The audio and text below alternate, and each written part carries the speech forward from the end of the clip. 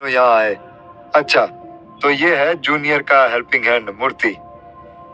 Girish sir, आप कैसे हैं? मूर्ति ने रिस्पेक्टफुली कहा।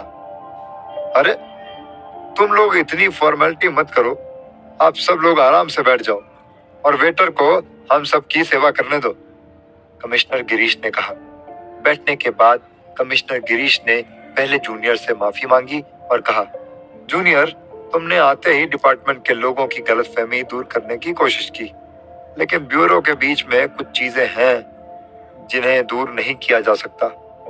एक और बात यह है कि किलर कैट का आखिरी मामला अभी भी क्लोज नहीं हुआ है। पिछले कुछ दिनों में कुछ दुर्घटनाएं और भी हुई हैं। क्रिमिनल सतीश ने प्रिजन सेल में आत्महत्या कर ली। जब जूनियर ने ये बात सुनी तो उसे थोड़ा आश्चर्य हुआ। उसने पूछा, उसकी डेथ कैसे हुई? सतीश ने चादर की रस्सी बनाई और लोहे की खिड़की पर लटक गया। अगली सुबह जब सबने उसे देखा तो उसका शरीर बहुत ठंडा था। इस बारे में बात करते हुए कमिश्नर गिरीश एक पल के लिए रुका और फिर उसने कहा, लेकिन सतीश की मौत सचमुच अजीब थी। जितनी लंबी चादर थी, लोहे की खिड़की से लटकने पर एक इंसान के पैर ऑलमोस्ट जमीन को टच करते, तो उस पर लटक कर मरना शायद पॉसिबल नहीं है। तो क्या उसे मार कर फांसी दी गई थी? मरने के बाद उसके पैर जमीन पर टच हो रहे थे, जो बहुत हैरान करने वाली बात है। कैदी अंदर था। उसी कमरे में पेशाब की गंध भी आ रही थी। जिन लोगों ने उसे सुबह मृत पाया, उन्होंने ये बताया कि सतीश सीधा लटका हुआ था और उसकी पैंट गीली थी। मरते वक्त सब कुछ हो जाता, मूर्ति ने जोर से कहा और फिर सवालिया नजरों से जूनियर की ओर देखा। जूनियर के दिमाग में एक तस्वीर उभरी। एक आदमी सुबह की धूप में अकड़ा हुआ खिड़की से लटका हुआ था। उसके मुंह से लंबी लाल जीभ बाहर निकली हुई थी और उसकी पैंट के नीचे से पेशाब बह रहा था। ये सीन वाकई अजीब था। जूनियर का पहला एनालिसिस ये था कि शायद सतीश ने जिस रहस्यमयी किलर बिल्ली वाली मूर्ति को अपना गुलाम बनाने की कोशिश की थी, शायद उस रहस्यमयी किलर बिल्ली वाली मूर्ति ने उससे बदला लिया होगा। कमिश्नर गिरीश ने कहा, जूनियर, विजयनगरम में फॉरेंसिक डॉक्टर हैरान हैं। उन्हें और मुझे समझ नहीं आ रहा कि इस आदमी को कैसे किसी ने फांसी पर लटका दिया। क्या इस बारे में तुम्हारी कोई राय है? जूनियर ने अपना सिर हिलाया। मैं बकवास करने की हिम्मत नहीं कर सकता। बेहतर होगा कि मैं पहले क्राइम सीन को ध्यान से इन्वेस्टिगेट करूं, कमिश्नर गिरीश ने कहा। नहीं नहीं, हम सिर्फ पहले बातचीत करेंगे। इस मामले के लिए विजयनगरम की एक और यात्रा करना सही नहीं होगा। जूनियर ने इसके बारे में सोचा और कहा, ठीक है, तो मेरे हिसाब से इसके दो एक्सप्लेनेशन हैं। पहला है वो रहस्यमयी किलर बिल्ली वाली मूर्ति का अभिशाप और उसी वजह से सतीश मरा। मतलब सतीश को किलर कैट ने बदला लेने के लिए मार दिया होगा, कमिश्नर गिरीश ने कहा। असल में हम सब ऐसा ही सोच रहे थे, लेकिन ये बात रिपोर्ट में लिखना ठीक नहीं होगा, जूनियर ने गंभीरता से कहा।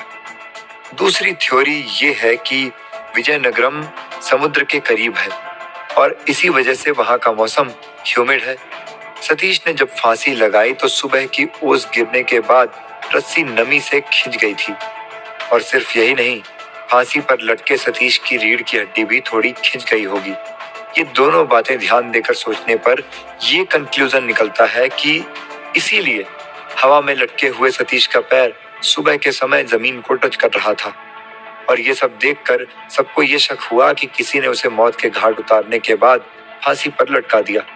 सुबह कैदियों ने यही सारा सीन देखा और सतीश की आत्महत्या को मर्डर मानने की अफवाह चारों ओर फैल गई। कमिश्नर गिरीश ने अपनी आंखें चौड़ी की और अपनी जांघ थपथपाई। उसने खुश होकर कहा, ओह ग्रेट, तुम मुझे इतने साइंटिफिक तरीके से इस सारे मामले को ब्रीफ करोगे, मुझे इस बात की उम्मीद नहीं थी। जूनियर, तुम बहुत आउटस्टैंडिंग हो, जूनियर ने विनम्रता से कहा। थैंक यू अंकल, लेकिन आप शायद एक बात भूल रहे हैं कि मैंने फॉरेंसिक की दुनिया में बहुत सारे पुरस्कार जीते हैं। नहीं, ये सिर्फ पुरस्कार जीतने की बात नहीं है, बल्कि उससे भी कहीं डीप बात है। जब मैंने तुम्हारे दादाजी से बहुत पहले तुम्हारे बारे में बात की, तो उन्होंने हमेशा एक ही बात कही थी वो ये कि कभी भी किसी को बहुत ज्यादा अप्रिशिएट नहीं करना चाहिए। एक लिमिट में किसी की बड़ाई करना ठीक होता है। ज्यादा बड़ाई सुनकर इंसान काम पर नहीं, नाम पर ध्यान देने लगता है। अब मैं तुम्हारी और ज्यादा बड़ाई नहीं कर सकता। Well done my boy. मैं बस थोड़ा सा होशियार हूँ।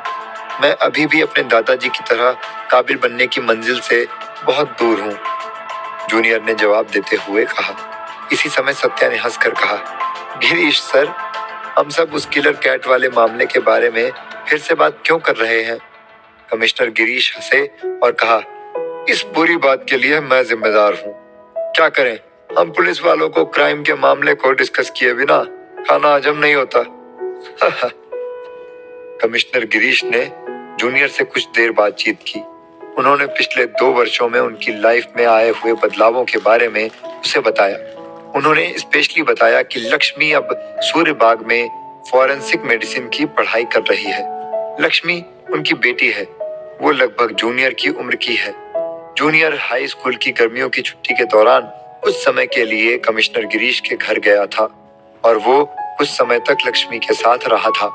इस रिश्ते से उसे लक्ष्मी का पुराना दोस्त भी माना जा सकता है। जूनियर ने उत्सुकता से पूछा, गिरीश अंकल, क्या आपने उसे पुलिस ऑफिसर नहीं बनने दिया? अच्छा, आप एक बात बताओ, आपने उसे फॉरेंसिक मेडिसिन पढ़ने के लिए परमिशन क्यों दी? कमिश्नर गिरीश ने आह भरी और कहा, ठीक है, अब मैं तुम्हें सारी बात बताता हूँ। मेरी बेटी जब पैदा हुई और स्कूल जाने लगी, तब तक मैं उसे अपने हिसाब से गाइड कर रहा था। जब वो कॉलेज में गई तो उसने सीक्रेट तरीके से अपने मेजर सब्जेक्ट्स बदल दिए। उसने पॉलिटिकल साइंस और इकोनॉमिक्स नहीं लिए, बल्कि उसने फॉरेंसिक साइंस के लिए ऑप्ट किया। ये सब बातें जानने के बाद कमिश्नर गिरीश ने आह भरी और कहा, ये सब बातें जानने के बाद मैं काफी गुस्से में था, लेकिन कोई रास्ता नहीं बचा था। उसने 2 आंसू गिरा दिए, जिसकी वजह से मैं उससे नहीं लड़ सका और उसके आंसू देखकर मैं पिघल गया। मैंने उसे उसके हाल पर अकेला छोड़ दिया। जूनियर ने अपने मन में कहा, मैं हमेशा सोचता था कि कमिश्नर गिरीश एक बेस्ट कमिश्नर हैं, लेकिन उन्हें घर पर अपनी बच्ची की परवाह नहीं थी। वो उसकी मदद नहीं कर सके। लेकिन पता नहीं क्यों ये सब बातें मुझे दिलचस्प लग रही हैं। कमिश्नर गिरीश ने यह भी कहा, बचपन में लक्ष्मी हमेशा मुझसे पूछती थी कि अब जूनियर घर पर खेलने क्यों नहीं आता। वो अपने ग्रेजुएशन के बाद पुलिस स्टेशन में काम करने आएगी। अब तुम सीनियर हो, मुझे लगता है कि तुम जल्द ही उससे मिलोगे, जूनियर ने कहा। लक्ष्मी जब बच्ची थी तो वो बहुत प्यारी थी, अब तो वो बेहद खूबसूरत लगती होगी, कमिश्नर गिरीश ने तुरंत कहा। खूबसूरती के बारे में तो मैं कुछ नहीं कह सकता, लेकिन मेरी बच्ची एक बेहद अच्छी इंसान है और मेरे हिसाब से सूरत से ज्यादा सीरत मायने रखती है। कमिश्नर गिरीश हंसे और उन्होंने कहा, वे शायद इस दुनिया के प्राउड फादर में से एक थे। गर्व महसूस करने के बाद उसने फिर से आह भरी और कहा, इसलिए जब वो स्कूल गई तो मुझे उसकी टेंशन होती थी। वो बेहद शांत स्वभाव की लड़की है। मुझे हर दिन उसे स्कूल छोड़ने जाना पड़ता था। मुझे ये हमेशा डर लगा रहता था कि स्कूल के शैतान बच्चे कहीं उसे किसी तरह का नुकसान न पहुंचा दें। एक दिन उसे एक लड़के ने मारा, मगर लक्ष्मी ने बहुत सही तरीके से उस मामले को निपटाया। उसने अपनी क्लास टीचर को इस बात की शिकायत की और फिर क्लास टीचर ने अगले दिन उस शैतान बच्चे के पेरेंट्स को बुलाकर सबके सामने उस लड़के को लक्ष्मी से सॉरी कहने के लिए कहा। जब लक्ष्मी ने इस बात के बारे में मुझे बताया तो मुझे उस पर गर्व महसूस हुआ, जूनियर ने कहा। ये सब रूल्स रेगुलेशन फॉलो करने वाली बातें उसने असल में आपसे सीखी हैं। अब ये बात साबित हो चुकी है कि आप एक अच्छे पिता हैं। लक्ष्मी बहुत लकी है और अब मुझे इस बात को लेकर लक्ष्मी से जलन महसूस हो रही है। अब बस मेरी झूठी तारीफ मत करो। तुम्हें यह अच्छी तरह से पता है कि मैं एक अच्छा पति नहीं बन सका। मुझे लक्ष्मी की माँ को तलाक देने का बहुत दुख है, इसलिए मुझे 2 गुना मुआवजा भरना पड़ेगा, कमिश्नर गिरीश ने शर्म महसूस करते हुए जवाब दिया। तभी जूनियर ने अचानक देखा कि सत्या लगातार उसे एकटक देख रही थी, लेकिन जैसे ही उन दोनों की नजरें मिली तो उसने तुरंत दूसरी ओर देखना शुरू कर दिया। जल्द ही खाना सर्व कर दिया गया। और कमिश्नर गिरीश ने डिनर का पेमेंट खुद अपने पैसे से किया। लेकिन सत्या की मौजूदगी की वजह से जूनियर थोड़ा अनकंफर्टेबल महसूस कर रहा था। वो जानबूझकर सत्या से थोड़ी दूर बैठा था। वहीं मूर्ति और जूनियर ने भोजन के दौरान कुछ देर तक आपस में बात की। डिनर के दौरान कल्पेश ने भी उनको ज्वाइन किया। कमिश्नर गिरीश ने उसे भी स्पेशल इनविटेशन दिया था। कमिश्नर गिरीश और कल्पेश आपस में जमकर गपशप मार रहे थे और उसकी असली वजह उन दोनों का एक साथ मिलकर लगातार शराब पीना था। जूनियर ने धीरे से कहा, किसी ने सही कहा है, खूब जमेगा रंग जब मिल बैठेंगे एक जैसे दो रंगीन मिजाज। यहाँ पर डेजिग्नेशन से किसी को कोई मतलब नहीं था। कमिश्नर गिरीश आराम से पुलिस इंस्पेक्टर कल्पेश के साथ बैठकर एंजॉय कर रहे थे। वाकई में कमिश्नर गिरीश बेहद अच्छे इंसान थे। उन्हें अपने ओहदे का थोड़ा सा भी घमंड नहीं था। दोनों ही शराब के नशे में धुत थे। कुछ देर की जोरदार डिस्कशन के बाद उन्हें बोरियत महसूस हुई और उनका ध्यान जूनियर, मूर्ति और सत्या की ओर गया। कमिश्नर गिरीश ने कहा, अरे तुम लोग भी तो कुछ पियो। जूनियर ने अपना सिर ना में हिला दिया और कहा, मैंने तंबाकू और शराब को कभी नहीं छुआ। अपनी इंद्रियों की रक्षा करने के लिए मैं इन चीजों को लाइफ टाइम टच नहीं करूंगा। वहीं सत्या अपनी दुनिया में मगन थी। नतीजतन मूर्ति उनका निशाना बना। मूर्ति ने अपनी नाक को दबाकर दनादन एक गिलास शराब पी ली। मूर्ति आमतौर पर यूनिवर्सिटी में दोस्तों के बीच हमेशा अपने बेस्ट ड्रिंकर होने की बात की झूठी कहानियां सुनाता था, लेकिन आज वो दो शराबियों के बीच बुरा फंसा था। जब ये पीने का कंपटीशन चल रहा था तभी सत्या ने मुस्कुराहट के साथ जूनियर की तरफ देखा। थोड़ी देर के लिए उनकी नजरें मिली। जूनियर भी मुस्कुराया, लेकिन उसने अगले ही पल अजीब सा मुंह बनाया। फिर वो रूडली दूसरी ओर देखने लगी। इसे देखकर जूनियर के चेहरे की मुस्कुराहट छू मंतर हो गई। उसने मन में सोचा, क्या सत्या को ठेस पहुंची है? क्या ऐसा इसलिए है? और वे दोनों वहां से चले गए। मूर्ति भी नशे में धुत था। जूनियर और मूर्ति की मदद करने के लिए सत्या ने जोर देकर उन्हें उनके कॉलेज कैंपस में ड्रॉप करने का डिसीजन लिया। कॉलेज कैंपस में वापस जाते समय मूर्ति पिछली सीट पर ऊँघता रहा और सत्या ने चुप्पी बनाए रखी। वो चुपचाप गाड़ी चला रही थी। ये देखकर कि वे लोग कॉलेज कैंपस में पहुंचने वाले हैं, जूनियर ने साहस जुटाया और कहा, अच्छा क्या तुम्हें याद है मैंने पिछली बार तुम्हें डिनर के लिए इनवाइट किया था? हाँ, और अब मैं उस इनविटेशन को एक्सेप्ट कर रही हूँ, लेकिन मैं कल आराम करूंगी, इसीलिए हम इस वीकेंड पर एक साथ डिनर करेंगे, सत्या ने हल्के से कहा। जूनियर को सत्या की हाँ सुनने पर एक शॉक लगा। उसने मन में सोचा, ये इतनी आसानी से मेरी बात मान लेगी, मुझे इसकी बिल्कुल भी उम्मीद नहीं थी।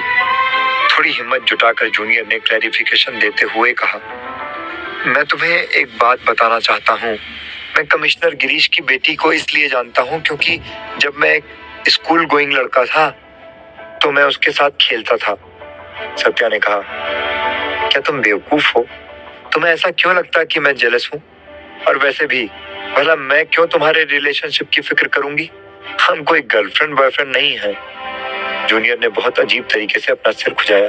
उसने सोचा, मुझे समझ नहीं आ रहा कि आगे क्या कहूँ। सत्या ने अचानक कार रोकी और कहा, अच्छा सुनो, मुझे तुमसे एक बात पूछनी है। कल मुझे तुम्हारा एक अजीब सा मैसेज मिला कि क्या मैंने खाना खा लिया। यार, रात को मैं हमेशा खाना खाती हूँ, अब इसमें पूछने वाली कौन सी बात है? तुम हर रात मुझे मैसेज क्यों करते हो और एक ही बात क्यों पूछते हो कि क्या मैं सो रही हूँ? आई होप कि तुम्हारा दिमाग ठिकाने पर है। अचानक से जूनियर का चेहरा बेहद तपने लगा। उसके कान भी गर्म हो गए। शर्म के मारे उसे ऐसा लगा कि धरती फट जाए और वो उसमें समा जाए। सत्या ने फिर कुछ ऐसा कहा जिससे जूनियर और भी शर्मिंदा हो गया।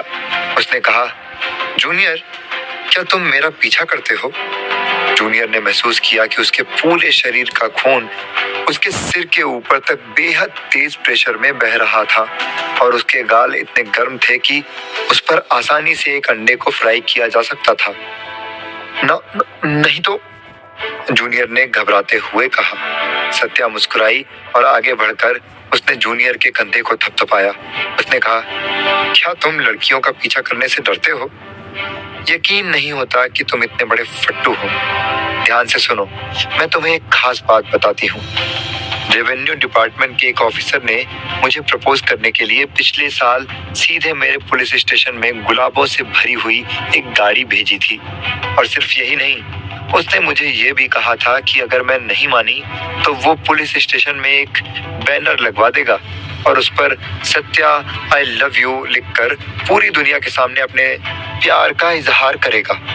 जूनियर ने तुरंत पूछा, ओह, तो क्या तुमने हाँ कर दी? नहीं, मैंने उससे कहा कि अगर वो गाड़ी वापस अपने ऑफिस नहीं ले गया और अपनी बकवास बंद नहीं की तो मैं उसे कानून और व्यवस्था बिगाड़ने के आरोप में गिरफ्तार कर लूंगी और वो मेरे पुलिस स्टेशन में सलाखों के पीछे होगा, जहां उसे जमकर डंडे खाने को मिलेंगे। जूनियर ने अपना सिर घुमाकर सत्या की आंखों में देखा और पूछा, और अगर मैं तुम्हारा पीछा करूं और तुम्हें प्रपोज करूं तो फिर मेरे साथ क्या होगा? सत्या जोर से हंसी और उसने कहा, क्या तुम बेवकूफ हो? तुम सीधे सीधे ऐसे सवाल कैसे पूछ सकते हो? और तुम्हें क्या लगता है कि मैं तुम्हें जवाब दूंगी? अच्छा, ये सब बेकार की बातें छोड़ो, ये बताओ कि तुम्हारा चेहरा इतना लाल क्यों है? क्या तुम्हें ये लगता है कि मैं तुम्हें खा जाऊंगी, या फिर मेरे साथ होने की वजह से तुम्हें बहुत ज्यादा घबराहट महसूस हो रही है? जूनियर ने तुरंत अपने हाथों से अपने गालों को कसकर थपथपाया और उसी तरह से अपने ठंडे हाथों से अपने अंगार की तरह दहकते गालों को थोड़ी देर के लिए कवर करके रखा। थोड़ी देर बाद जूनियर ने सत्या को ध्यान से नोटिस किया। उसकी आंखें बिल्कुल क्रिस्टल क्लियर थीं। उसकी आंखें सुंदर काली मोतियों की तरह थीं। उसकी त्वचा गोरी और गुलाबी थी और करीब से देखने पर उस पर कोई दाग नजर नहीं आता था। उसकी नाक बिल्कुल सीधी और लंबी थी। उसके पतले गुलाबी होंठ एकदम गुलाब की पंखुड़ियों जैसे थे। जूनियर ने मन में कहा, ओह सत्या, तुम बहुत सुंदर हो। क्या मैं प्यार में पागल हो रहा हूँ? तभी जूनियर ने अचानक से पूछा, क्या तुम जानती हो कि तुम सबसे प्यारी हो? सत्या हंसी और उसने कहा, लगता है कि तुम पागल हो चुके हो, लेकिन एक बात में मुझे बहुत मजा आ रहा है। मैं तुम्हें एक नजर भर देख भी लूं तो तुम्हारा पूरा गाल टमाटर की तरह लाल हो जाता है। तुम्हारे साथ ये गेम खेलने में मुझे बहुत मजा आ रहा है। जूनियर ने चिढ़ते हुए कहा, तुम भाड़ में जाओ। तुम मेरे इमोशंस के साथ कैसे खेल सकती हो? इमोशंस के साथ खेलने में मजा आता है। तुम भी ऐसा बहुत बार जाने अनजाने में करते हो, सत्या ने कहा और फिर वो जोर से हंसने लगी। जूनियर, कहीं ना कहीं तुमने मुझे हर्ट किया है, इसीलिए तुम्हें इस गलती की भरपाई करनी होगी। कैसी भरपाई? जूनियर ने पूछा। कुछ देर के लिए जूनियर के दिल की धड़कन तेज हो गई और उसका गला सूखने लगा। इस समय उन दोनों के चेहरे केवल कुछ सेंटीमीटर की दूरी पर थे। सत्या ने शरारती लहजे में कहा, पहले अपनी आंखें बंद करो। जूनियर ने तुरंत अपनी आंखें बंद कर ली। उसे ये साफ साफ महसूस हो रहा था कि सत्या का चेहरा धीरे धीरे उसके काफी करीब आ रहा था। इतना करीब कि वो उसकी महकती सांसों को महसूस कर सकता था। तभी पिछली सीट पर ऑलमोस्ट बेहोश पड़े मूर्ति की अचानक कराहने की आवाज आई और सत्या तुरंत जूनियर से अलग हो गई। सत्या ने कहा, अरे रुको, मेरी कार के अंदर उल्टी मत करना। जूनियर और सत्या ने जल्दी से मूर्ति को कार से नीचे उतारा। थोड़ी देर तक उल्टी करने के बाद में मूर्ति को रिलैक्स्ड फील हुआ। मूर्ति ने शांत होकर कहा, जूनियर, मैं कहाँ हूँ? तुम कहीं नहीं हो, तुम नशे में हो। मैं तुम्हें वापस कॉलेज कैंपस ले जा रही हूँ, सत्या ने बीच में बोलते हुए कहा। अयो वेंकटेश्वरा, सत्या, तुम मुझसे ऐसे बात मत करो। मेरा तबीयत बहुत खराब जी। तुम्हारा गुस्सा करने से मेरे को बुरा लगता। उल्टी होने के बाद में अब बार बार मूर्ति के मुंह में खट्टा पानी आ रहा था। जूनियर ने उसे डांटते हुए कहा, ढेर सारी शराब पीने के बाद तुमने जमकर मुफ्त का खाना खाया, अब भुगतो। जूनियर ने मन में कहा, मूर्ति ने आज मेरा और सत्या का पूरा मूड खराब कर दिया।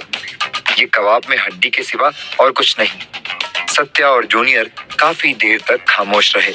रास्ते में जूनियर कार से उतर गया। उसे एक जरूरी काम याद आ गया था। मूर्ति और सत्या ने जूनियर को अपना ध्यान रखने के लिए कहा। जूनियर मन ही मन निराश था। उसने धीरे से कहा, क्या कल की डेट वाली बात सत्या को याद रहेगी? तभी जूनियर के मोबाइल फोन पर एक टेक्स्ट मैसेज आया। यह मैसेज सत्या ने उसे भेजा था। उसने लिखा था, कल सुबह 8 बजे तुमसे सवाना रेस्टोरेंट में मुलाकात होगी। मुझे इंतजार करना पसंद नहीं है। तुरंत जूनियर ने एक्साइटमेंट के साथ चिल्लाकर कहा, यस, मैं तुमसे मिलने टाइम पर पहुंच जाऊंगा। जूनियर अगले दिन 6 बजे उठ गया था। उस समय मूर्ति भी जगा हुआ था, लेकिन जूनियर के सभी रूममेट सो रहे थे। दबे पैर काम करते हुए जूनियर वहां से खिसकना चाहता था। जूनियर ने मन में सोचा, अगर किसी ने टोका तो मैं उन्हें क्या जवाब दूंगा? जूनियर ने अपनी अलमारी से एक बेहद खूबसूरत लंदन से लाया हुआ स्वेटर निकाला और फिर फटाफट जीन्स और स्नीकर्स पहनने के बाद बालों में जेल लगाकर उसे सेट किया।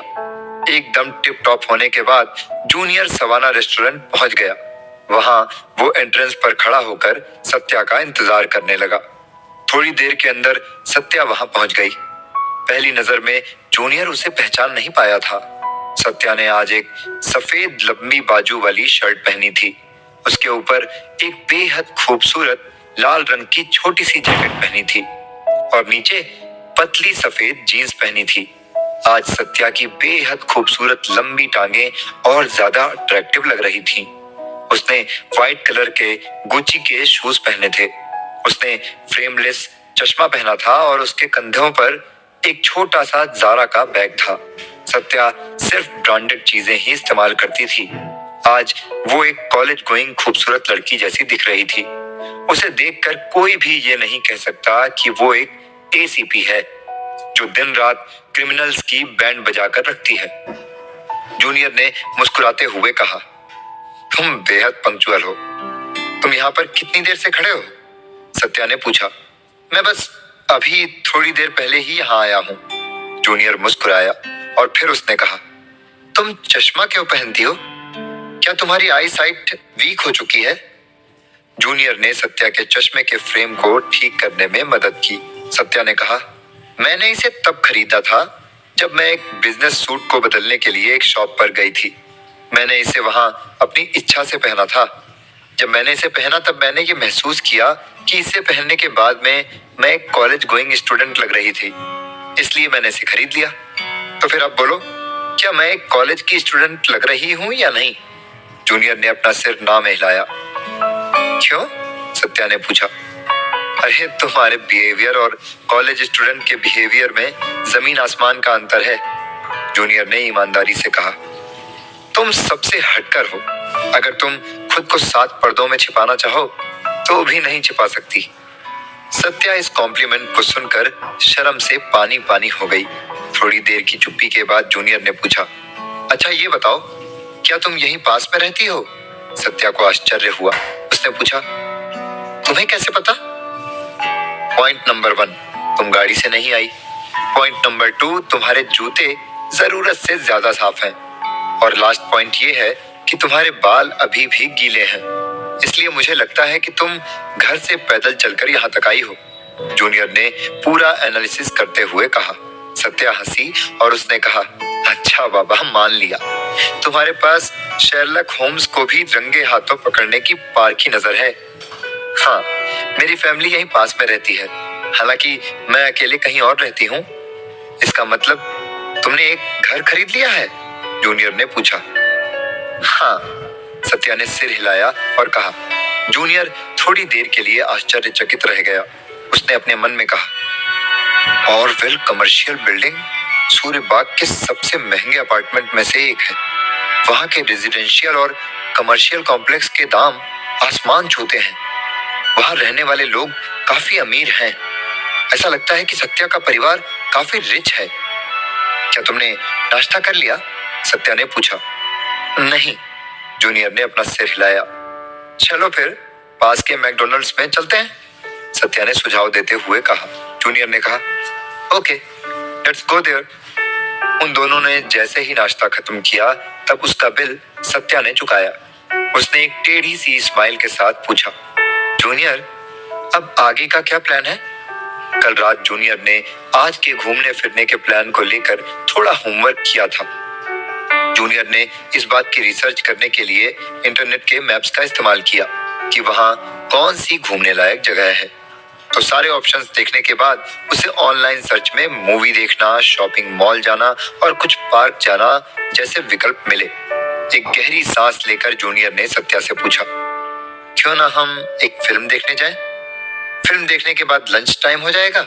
यहाँ पास ही में एक फूड स्ट्रीट है, मैं तुम्हें वहां खाने के लिए इनवाइट करना चाहता हूँ। सत्या मुस्कुराई और उसने कहा, जब मैं पहली बार फिल्म देखने गई थी तो मैंने नोटिस किया कि लोग केवल तभी फिल्म देखते थे जब वे डेटिंग कर रहे थे। हमारे बीच ऐसा क्या रिश्ता है कि हम दोनों फिल्म देखने जाएं? क्या तुम्हें डर नहीं लगता कि मैं मना कर दूंगी? जूनियर को थोड़ी देर के लिए अजीब महसूस हुआ। उसने कहा, ठीक है, फिर तुम ही बता दो कि तुम कहाँ जाना चाहती हो, हम वहीं चलेंगे। फिल्म देखना कोई बुरा ऑप्शन नहीं है जूनियर। मैंने सुना है कि हाल ही में एक अच्छी फिल्म आई है। मैं हमेशा से क्राइम बेस्ड इस मूवी को देखना चाहती थी। दुर्भाग्य से मुझे उस मूवी को देखने का टाइम नहीं मिल पाया। तो चलो, आज मैं अपनी ये विश पूरी कर लेती हूँ, सत्या ने कहा। जूनियर ने धीरे से कहा, क्या अभी थोड़ी देर पहले इसने मूवी के लिए मना नहीं किया था? अब तुरंत खुद ही मूवी देखने के लिए मान भी गई। औरतों के दिल और दिमाग का अंदाजा लगाना वाकई मुश्किल है। ओह गॉड। वे दोनों पास के एक सिनेमा हॉल में चले गए। जैसे ही जूनियर ने टिकट खरीदा और अंधेरे सिनेमा हॉल में उसने एंटर किया तो वो बेहद खुश हुआ। उसने धीरे से कहा, इसमें कोई आश्चर्य की बात नहीं है कि कपल्स इस अंधेरी जगह को इतना क्यों पसंद करते हैं। भाई, अंधेरे में हम सब जो जी में आए वो कर सकते हैं। मुझे तो सोचकर ही अपने शरीर में इमेंस प्लेजर महसूस हो रहा है। जूनियर सत्या को रास्ता दिखाते हुए अपने फोन की टॉर्च लाइट ऑन करके चल रहा था, लेकिन सिनेमा हॉल की सिल्वर स्क्रीन बहुत ब्राइट थी। फोन के टॉर्च से पैरों के नीचे की सीढ़ियों को रोशन करना मुश्किल था।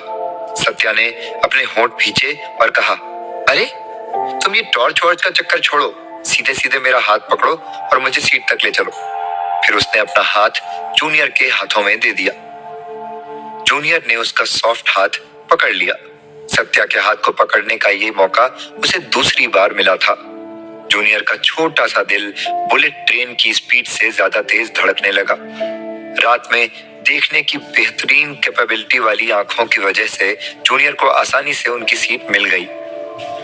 लेकिन जब सत्या ने अपना हाथ खींचा तो जूनियर को अपने दिल में थोड़ा दर्द सा महसूस हुआ। वो अभी और थोड़ी देर तक उसका हाथ थामना चाहता था। बैठते समय जूनियर ने देखा कि आगे की रो में एक कपल बातें कर रहा था। उन दोनों ने एक दूसरे को गले से लगाया हुआ था और चुपके चुपके एक दूसरे को वे लगातार किस कर रहे थे। उन लोगों के बीच का किस इतना जोरदार था कि जूनियर ने अपनी भौहें सिकोड़ ली, लेकिन वो चाह कर भी वहां से कहीं और जाकर नहीं बैठ सकता था। सत्या ने जानबूझकर तेज आवाज में कहा, जूनियर, क्या तुम जानते हो दरअसल मूवी थिएटर में complete monitoring night vision function से होती है। चाहे हम सिनेमा हॉल के अंदर कुछ भी कर रहे हो, उसे साफ देखा जा सकता है। ठीक उसी समय उस कपल ने पीछे देखा और फिर सिंसियर लोगों की तरह चुपचाप बैठ गए। जूनियर ने पूछा, तुम्हें कैसे पता कि मैं किसे देख रहा था? बेशक मुझे पता था। भूलो मत कि मैं एक पुलिस वाली हूँ। अब बात करना बंद करो और चुपचाप से फिल्म देखो, सत्या ने कहा। ओके, जूनियर ने अपना सिर हिलाकर कहा। मूवी एक क्राइम स्टोरी पर बेस्ड थी। पूरी मूवी के दौरान सत्या मूवी देखने में बिजी थी। वहीं जूनियर ने कहा, ये पूरी मूवी फिक्शनल लग रही है और स्क्रिप्ट राइटर ने पूरी तरह से आंखें बंद करके इस बेकार मूवी को लिखा है। जेल से भागना इतना आसान कैसे हो सकता है? ये पूरी तरह से बकवास स्टोरी है। इतनी सारी गोलियां लगने के बावजूद भी हीरो जिंदा है। ये बिल्कुल पॉसिबल नहीं है। इतनी बातें सुनने के बाद सत्या चुपचाप से मूवी देखकर एंजॉय कर रही थी। वहीं पूरी मूवी के दौरान जूनियर की निगाहें सत्या पर टिकी हुई थीं। थिएटर के बाहर जाकर जूनियर ने उससे पूछा, क्या तुम्हें ये मूवी अच्छी लगी? मुझे ये मूवी ठीक ठाक लगी, लेकिन अफसोस कि तुमने पूरी मूवी नहीं देखी, सत्या ने कहा। जूनियर ने उदासीनता से जवाब दिया और कहा, असल में मुझे इस तरह की फिल्म देखकर चिढ़ होती है। सत्या ने जूनियर को देखा और फिर वो कनिंग तरीके से मुस्कुराई। उसके बाद उसने पूछा, क्या तुम पूरी मूवी के दौरान मेरी ओर नहीं देख रहे थे? मैं ऐसा कैसे कर सकता हूँ? जूनियर ने इस बात से साफ इनकार करते हुए कहा। सत्या मुस्कुराई, जैसे वो जूनियर का बिहेवियर जानती थी। सत्या ने अपनी घड़ी की ओर देखा और कहा, लंच टाइम हो चुका है, खाने के लिए जगह ढूंढो। जूनियर ने पास की फूड स्ट्रीट में जाने का प्रपोजल रखा। जब वे लोग फूड स्ट्रीट पहुंचे तो जूनियर ने सत्या से पूछा, मोमोज खाएं या फिर पिज्जा? तो सत्या ने अपना सिर हिलाया और कहा, असल में मुझे ज्यादा भूख नहीं लगी है, इसीलिए कुछ भी ऑर्डर कर लो। ऐसे काम नहीं चलेगा, मैं तुम्हें एक फुल मील खाने के लिए यहाँ लेकर आया हूँ, जूनियर ने कहा। सत्या हंसी और उसने कहा, असल में मैंने इस गली की ज्यादातर शॉप्स में खाना खाया है। हर मील की कीमत 200 से 300 रुपए तक है। हर तरह के खाने का दाम ऑलमोस्ट एक फिल्म देखने जैसा है, सिंपल।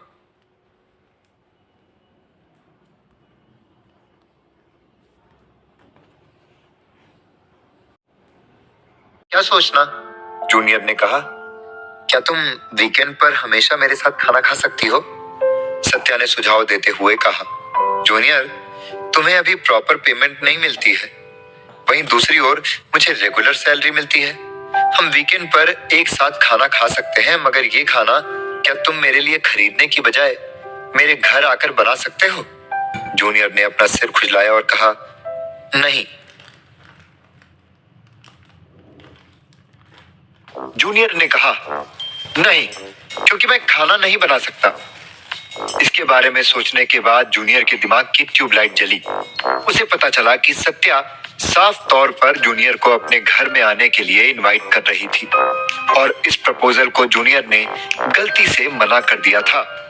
सत्या ने आह भरी और कहा, चलो शॉपिंग करने चलते हैं। वैसे भी हम दोनों एक दूसरे के लिए नए नहीं हैं, हमें इतना सीरियस होने की जरूरत नहीं है।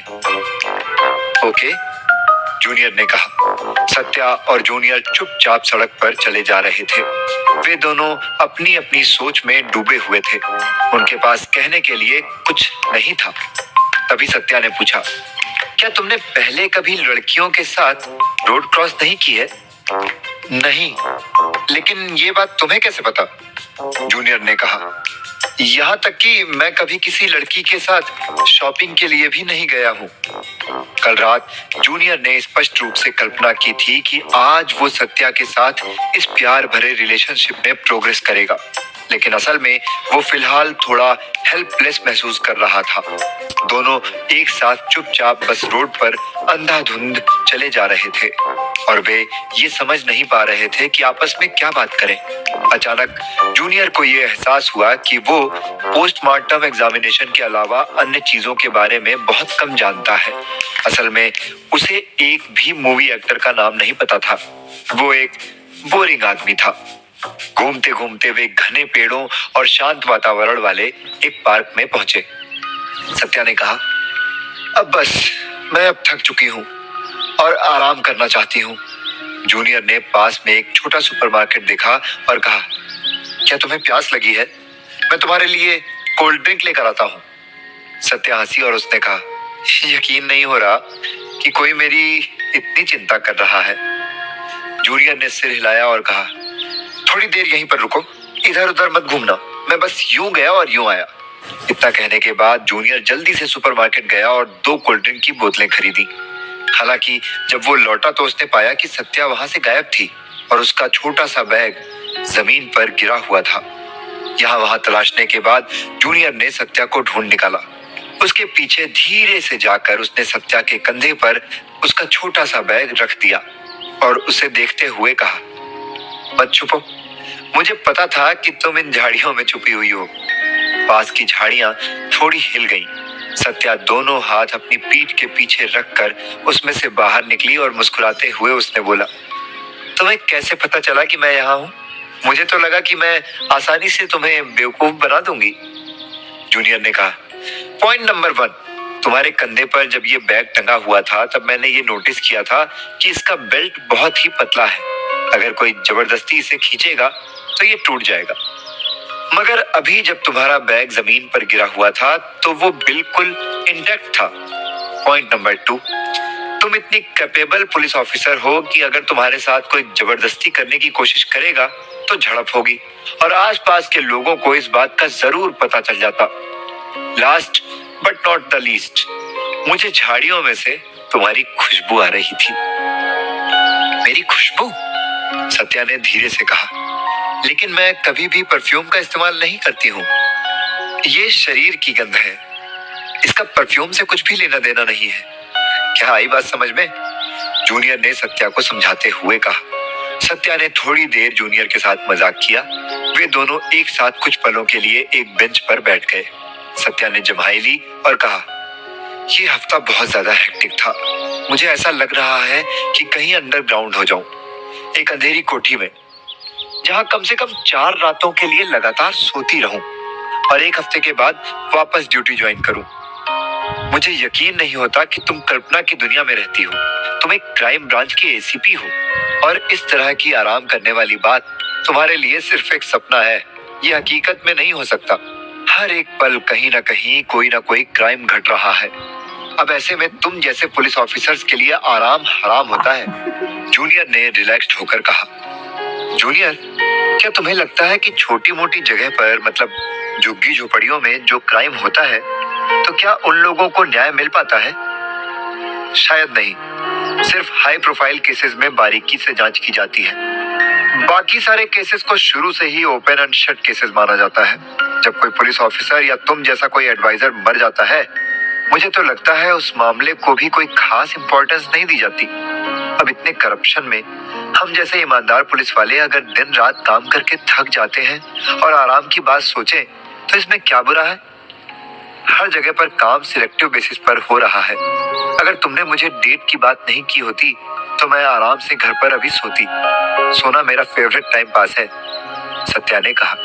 इसमें कोई शक नहीं था कि सत्या वाकई में बहुत ज्यादा थकी हुई थी और शायद आज अपनी थकान छुपाने के लिए उसने हल्का मेकअप किया था। थोड़ा झिझकते हुए जूनियर ने कहा, या तो तुम घर जाकर आराम कर लो या अभी यहाँ कहीं थोड़ा सो लो। तुम एक नंबर के बेवकूफ हो। मुझे यहाँ बुलाकर अब तुम मुझे घर वापस जाने के लिए कह रहे हो?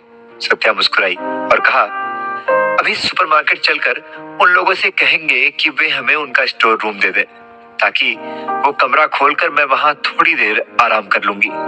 मतलब ये कितनी बकवास बात होगी? तुम वाकई में एक बेवकूफ हो या फिर बेवकूफ बनने का नाटक कर रहे हो? जूनियर थोड़ी देर के लिए शर्मा गया।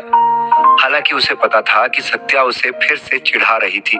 सत्या ने अपना हाथ लहराया और कहा, अब ये सब भूल जाओ, मैं यहाँ इस बेंच पर झपकी ले लूंगी। तुम यहाँ कैसे सो सकती हो? कहीं तुम्हें यहाँ ठंड न लग जाए? जूनियर ने कहा। जूनियर की बात खत्म होने से पहले सत्या बेंच पर लेट गई थी और उसका सिर जूनियर की जांघ पर टिका हुआ था। वो चौंक पड़ा। ये सब कुछ एक लाइटनिंग स्पीड से हुआ था। सत्या ने अपनी आंखें बंद कर ली और कहा, तुम मेरा फायदा उठाने की सोचना भी मत। जूनियर ने घबराहट में कहा, नहीं, मैं ऐसा कुछ नहीं करूंगा। थोड़ी देर बाद सत्या की हल्की सी खर्राटों की आवाज वहां गूंजने लगी। वो सचमुच काफी थकी हुई लग रही थी। हालांकि वो नींद में बहुत सुंदर लग रही थी। वो बड़े ही आराम से जूनियर के थाइस को अपने तकिए के रूप में इस्तेमाल कर रही थी। लेकिन जल्द ही जूनियर के पैर सुन्न हो गए। मगर सत्या के जागने के डर से उसने अपने पैर हिलाने की हिम्मत नहीं की। जूनियर के लिए वहां बैठना बहुत बोरिंग था, लेकिन वो अपना फोन अपनी जेब से नहीं निकाल सकता था। उसे बस खाली बैठकर उस पार्क के सीनरी को देखना पड़ा और पार्क में पक्षियों और फूलों का आनंद लेना पड़ा।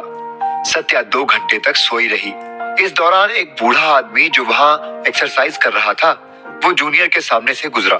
उसने जूनियर को देखकर अजीब तरीके से स्माइल किया। जूनियर सोच में पड़ गया कि क्या उसने उस आदमी को पहले कहीं देखा है। लगभग 4 बजे सत्या जाग गई और कमर सीधी करके उठ बैठी। उसने कहा, मुझे सोने के बाद बहुत आराम महसूस हो रहा है। Thank you. My pleasure, junior ने कहा, लेकिन उसके पैर पूरी तरह से सुन्न हो गए थे। वो बिल्कुल भी मूव नहीं कर पा रहा था। सत्या ने अपने कपड़ों को ठीक करते हुए कहा, तुम एक अच्छे इंसान हो, लेकिन तुम्हारे चेहरे पर हमेशा 12 बजे रहते हैं। वेट, मैं अभी तुम्हें हंसाने के लिए एक जोक सुनाती हूँ। ठीक है, जल्दी से मुझे वो जोक सुनाओ, जूनियर ने कहा। सत्या ने कहा, एक आदमी और एक औरत एक बिस्तर पर सो रहे थे। औरत ने बिस्तर के बीच में एक लाइन खींच दी और उस आदमी से कहा, अगर वो रात में उस लाइन को पार करने की गलती करेगा तो वो एक बीस्ट कहलाएगा।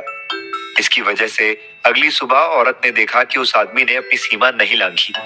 तो उस औरत ने उस आदमी से कहा कि उसे पता था कि वो आदमी एक बीस्ट नहीं बल्कि एक फट्टू है। बेशक जूनियर ने इस जोक को पहले भी सुना था, फिर भी उसने शर्माते हुए कहा, नाइस जोक, ये काफी चीप जोक है, लेकिन इसे सुनने में सबको मजा आता है। जूनियर, क्या तुम आज रात को मेरे घर में रहना चाहोगे? मैं तुम्हारे लिए ऑमलेट बनाऊंगी, सत्या ने कहा। जूनियर ने आंख सिकोड़कर कहा, नॉट पॉसिबल, कल मेरी क्लासेस हैं। क्या सचमुच ये तुम्हारे लिए पॉसिबल नहीं है? तो फिर तुम्हारा चेहरा फिर से लाल क्यों हो गया है? मुझे तो लगता है कि तुम अभी भी मेरे साथ मेरे घर जाना चाहते हो, सत्या ने शरारती लहजे में कहा। उसकी आंखें एकटक जूनियर को देख रही थी। जूनियर शर्म से पानी पानी हो गया। बात बदलने के लिए सत्या ने कहा, ठीक है, अब मैं तुम्हें परेशान नहीं करूंगी, मुझे थोड़ी भूख लगी है, चलो खाने के लिए कोई रेस्टोरेंट ढूंढते हैं। सत्या खड़ी हुई और कुछ कदम चलने के बाद उसने पाया कि जूनियर अभी भी उस बेंच पर शांत बैठा था। सत्या ने पूछा, क्या हुआ? जूनियर ने कहा, थोड़ी देर रुको, मेरे पैर सुन्न हो गए हैं। थोड़ी देर बाद जूनियर और सत्या एक अच्छा रेस्टोरेंट ढूंढ रहे थे कि तभी जूनियर को एक सुगंधित खुशबू महसूस हुई। सत्या ने भी उस एरोमेटिक खाने की खुशबू को सूंघते हुए कहा, बंस की बेहतरीन खुशबू आ रही है और ये नॉनवेज बन की खुशबू है। मैंने काफी समय से बन नहीं खाया है, इसीलिए चलो आज नॉनवेज खाते हैं। खुशबू का पीछा करते हुए वे दोनों एक रेजिडेंशियल बिल्डिंग के पास एक बन की दुकान पर पहुंच गए। वो दुकान ज्यादा बड़ी नहीं थी, लेकिन उस दुकान का मालिक बेहद व्यस्त था। वहां सारे लोग उसे बॉस कहकर बुला रहे थे। वो देखने में थोड़ा मोटा था। उसने ऑयल से सना हुआ एप्रिन पहना हुआ था और उसका चेहरा चमकदार था। गर्मा गर्म बंस अभी अभी ओवन से बाहर आए थे। कई लोग उन्हें खरीदने के लिए दौड़ पड़े। देखते देखते जल्द ही बंस का वो पूरा लॉट खत्म हो गया। इस बंदे का बिजनेस तो बहुत अच्छा चल रहा है। ऐसा लगता है कि ये बंस की फेमस दुकान है। इतने स्वादिष्ट भोजन की दुकान एक अनजानी जगह पर छिपी हुई है। ये तो बहुत नाइंसाफी है। इन टेस्टी गर्मा गर्म बंस को देखकर मेरे मुंह में पानी आ रहा है, सत्या ने कहा। जूनियर ने उस दुकान के बॉस को 10 बंस पैक करने का ऑर्डर दिया। बॉस ने मुस्कुराते हुए जवाब दिया और कहा, ठीक है, 1 मिनट रुको, मैं अभी पैक करके देता हूँ। पैसे देने के बाद सत्या ने जूनियर से कहा, 10 बंस क्यों? क्या हम दोनों इतने सारे बंस खा पाएंगे? जितना खा पाएंगे उतना खाएंगे और बाकी घर लेकर चले जाएंगे और उसे डिनर में खा लेंगे, जूनियर ने जवाब दिया। सत्या ने मुस्कुराते हुए जूनियर की ओर देखा और कहा, ओह, मुझे ऐसा क्यों लग रहा है कि भूख की वजह से तुम एक राक्षस बन चुके हो। जल्द ही बंस का दूसरा लॉट ओवन से बाहर आ गया। तभी बॉस ने कहा, रुको, आराम से, नहीं तो आप लोगों का हाथ जल जाएगा। अपने अपने पार्सल को ध्यान से कलेक्ट कर लो। सभी कस्टमर्स बेहद भूखे थे। सबने फटाफट अपना अपना पार्सल उठाया और पास के छोटे से पार्क में बैठकर बंस खाने लगे। जूनियर ने कहा, मुंह में ये बंस खाते ही घुल जा रहे हैं। लाल मिर्च और लहसुन की सूखी चटनी ने टेस्ट को और इनहेंस कर दिया। ऐसे स्वादिष्ट 10 बंस केवल 500 रुपए में मिल रहे हैं। मुझे लगता है कि इस एरिया में रहने वाले लोग बहुत लकी हैं। लेकिन जूनियर ने कहा, लेकिन मुझे कुछ तो अजीब लग रहा है। मुंह में खाना भरा हुआ होने की वजह से सत्या स्पष्ट रूप से बोल नहीं पाई और फिर उसने अपने दूसरे हाथ से सूखी चटनी को अपने कपड़ों पर गिरने से रोकना जारी रखा। उसने कहा, सही में ये बहुत टेस्टी है। मैंने काफी दिनों से इतना टेस्टी बन नहीं खाया है। हाँ, इन बंस में मटन स्टफ किया गया है, जूनियर ने बस यूं ही कहा। अचानक उसे एहसास हुआ कि कुछ तो गड़बड़ है और उसने फिर बन को ध्यान से चखा और कहा, 1 मिनट रुको। क्या हुआ? सत्या ने सिर हिलाया और कहा। उसने जूनियर को घूर कर देखा। इसे मत खाओ, रुको, जूनियर ने कहा और गर्म पार्सल की परवाह किए बिना सारा खाना बेंच पर फैला दिया। फिर अपनी उंगलियों से उसे मसलने लगा। उसने उसे अपनी मिस्टीरियस आईज से ध्यान से जांचा। जल्द ही उसने काफी कुछ गलत सामान उस खाने में नोटिस किया और उसने सत्या से कहा, अपने मुंह का सारा खाना अभी के अभी उगलो, कम ऑन क्विक। सत्या ऐसा नहीं करना चाहती थी। उसने चिल्लाकर कहा, क्या हुआ? क्या ये बकरे का मांस नहीं है? जूनियर ने अपनी बात पर जोर देते हुए कहा, ये मानव मांस है। ये सुनकर सत्या ने उल्टी कर दी और फिर बहुत देर तक अपना मुंह पोंछती रही। वो शॉक में थी।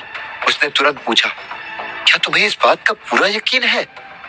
जूनियर ने मांस निकाला और उसे दिखाया। हालांकि मांस को फैलाने और मसलने के बावजूद भी कुछ भी सड़ी हुई चीज नहीं मिली। जूनियर ने कहा, ये देखो, इस मांस में कोई टेक्सचर नहीं है। ऐसा ठीक इंसानी चमड़ों में होता है। इंसान एक ऐसा जीव है जिसकी त्वचा पर बहुत ज्यादा बारीक लाइंस होते हैं ताकि शरीर पर फ्रिक्शन बढ़ सके, और इस बात की पहचान के लिए बहुत आउटस्टैंडिंग फॉरेंसिक का नॉलेज होना चाहिए।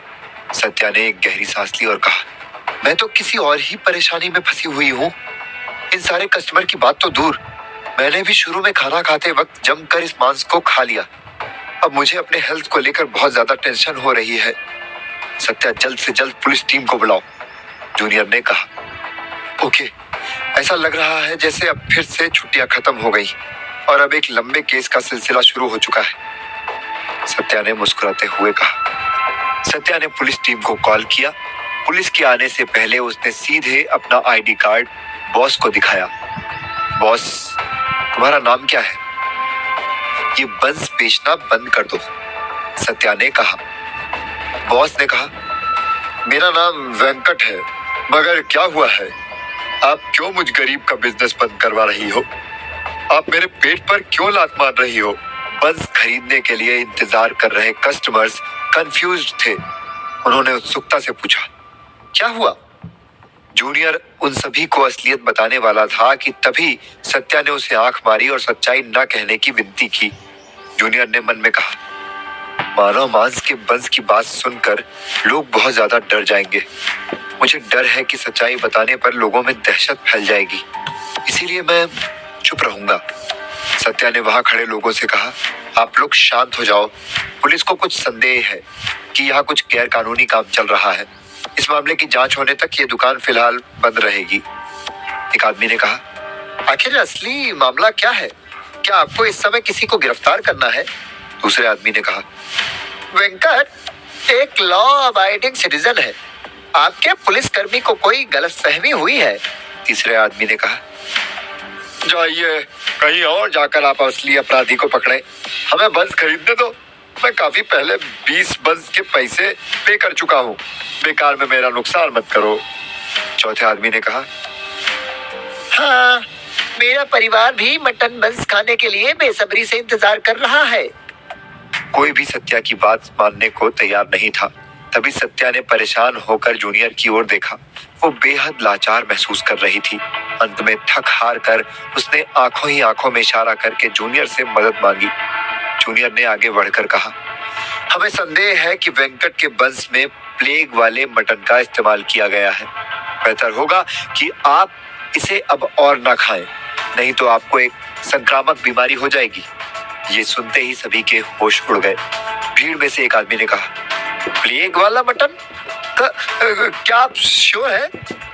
दूसरे आदमी ने कहा, हे भगवान, मैं हर रोज इन बंस को खाता हूँ, अब क्या मैं बीमार हो जाऊंगा?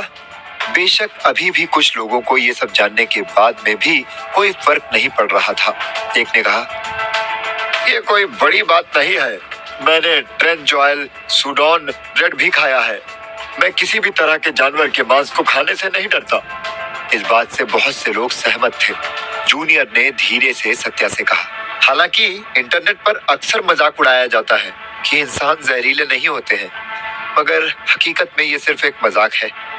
मानव शरीर में सारे पॉइजनस सब्सटेंस लीवर और किडनी में जाकर जमा हो जाता है। इसीलिए देर सवेर गलती से इंसानी मांस खाने पर भयंकर नुकसान पहुंचता है। फूड सेंटर के मालिक ने मासूमियत से विनती की और कहा, मैम, आप क्यों बेकार में अपनी मनमानी कर रही हो? मेरे शॉप पर आने वाला मांस नियमित चैनलों से आता है। ये महामारी फैलाने वाला मटन नहीं है। मैं हमेशा कानून का पालन करता हूँ और आप मेरे इस छोटे से बिजनेस को बंद मत करो। मैं आपके हाथ जोड़ता हूँ। वहां पर अब भी बहुत सारे लोग खड़े थे जिन्होंने पहले ही वेंकट को पैसे दिए थे, लेकिन अपने बंस के पार्सल को कलेक्ट नहीं कर पाए थे। सिर्फ यही नहीं, वे वहां पर इस पूरे तहकीकात के मजे लेने के लिए खड़े थे। सत्या ने थोड़ा अनकंफर्टेबल होकर वेंकट से कहा, माफ करना, मेरे पास कोई और ऑप्शन नहीं है, इसीलिए अपनी दुकान बंद करो और अभी तुरंत हमारे साथ पुलिस स्टेशन चलो। वेंकट ने एक लंबी आह भरी, जैसे वो सोच रहा हो कि वो बदकिस्मत है। इसके बाद भारी मन से वो दुकान बंद करने लगा। इसी समय जूनियर ने मूर्ति को कॉल किया और कहा, मूर्ति, जल्द से जल्द मेरा टूल बॉक्स लेकर उस लोकेशन पर पहुंचो जिसे मैंने तुम्हें सोशल ऐप पर इंटरनेट मैप की मदद से भेजा है। फोन रखने के बाद सत्या ने जूनियर से पूछा, अच्छा जूनियर, तुम्हें क्या लगता है, क्या ये वेंकट अपराधी है? जूनियर ने अपना सिर हिलाया। देखने में वेंकट की हरकतें मासूम लोगों जैसी लगती हैं, मगर इसमें कुछ छिपी हुई भावनाएं हो सकती हैं। लेकिन ऐसा होने के चांसेस बहुत कम है। क्या? सत्या ने उत्सुकता से पूछा। अगले ही पल सत्या ने कहा, मुझे तो ऐसा लगता है कि ये खतरनाक साइकोपैथिक इंसान है जो पुलिस से भी नहीं डरता। हालांकि तुम्हारी बात सुनकर अब मुझे भी ऐसा लगने लगा है कि ये शायद कहीं ना कहीं एक मासूम इंसान है। पता नहीं ये मेरा लक है या फिर हमारा बैड लक कि मैं जब भी बाहर शॉपिंग करने जाती हूँ तो कोई ना कोई केस गले ही पड़ जाता है। अच्छा ये बताओ, क्या तुम्हें पूरा यकीन है कि इन सारे बंस में मानव मांस डालकर बेचा जा रहा है? मुझे पता है कि तुम्हें ये अभी बकवास लग रहा। अगर तुम्हें मुझ पर भरोसा नहीं है तो टेक्निकल टीम के आने का इंतजार करो। डीएनए निरीक्षण करने के बाद दूध का दूध और पानी का पानी हो जाएगा, जूनियर ने जवाब देते हुए कहा। टेक्निकल टीम की जांच से वाकई में सब कुछ साफ हो जाएगा, सत्या ने कहा। मानव मांस की बंस, ये मुझे मकाऊ के क्रिमिनल केस स्टडी वाले मामले की याद दिलाता है, जूनियर ने तुरंत कहा। मुझे पता है कि तुम किस केस के बारे में बात कर रही हो। मकाऊ के बारबेक्यू मटन मांस वाला एक केस काफी फेमस केस स्टडी है, जिसे इमोर्टल्स होटल के मामले के रूप में भी जाना जाता है। ये एक बड़ा सनसनीखेज मामला था। ऐसा कहा जाता है कि हत्यारे ने होस्ट अप्पा राव के परिवार के सभी 9 सदस्यों को मार डाला, फिर उनके शरीर के टुकड़े टुकड़े कर दिए, मांस को ऑलमोस्ट चटनी जैसा बना दिया और उन्हें बंस में भर दिया और उन्हें बिक्री के लिए बारबेक्यू बंस में कन्वर्ट कर दिया। जूनियर ने एक गहरी सांस ली और अपनी बात को जारी रखते हुए कहा, इस मामले को बाद में बाला की फिल्म ह्यूमन रोस्ट मटन बन में अडॉप्ट करके लोगों को दिखाया गया था। जब मैं प्राइमरी स्कूल में था तब मैंने इस वीडियो को हॉल में देखा था। इस मूवी के अगेंस्ट लोगों ने जोरदार प्रदर्शन किया। बन की दुकान के मालिकों और कसाई के दुकान के मालिकों के विरोध प्रदर्शन की वजह से फिल्म का प्रसारण बंद कर दिया गया और बाद में इसके कारण सीधे तौर पर शहर में मूवी को बैन कर दिया गया था। सिर्फ यही नहीं, बन की सारी दुकानें 1 महीने के लिए बंद कर दी गई थी, सत्या ने धीमी आवाज में कोसते हुए कहा। अरे, मेरे मुंह में कुछ खाने का नाम आने से मुझे इस मानव मांस वाले बंस की याद आ रही है और बार बार उल्टी जैसा महसूस हो रहा है। सत्या रिलैक्स, बार बार उस भयानक इंसिडेंट के बारे में मत सोचो।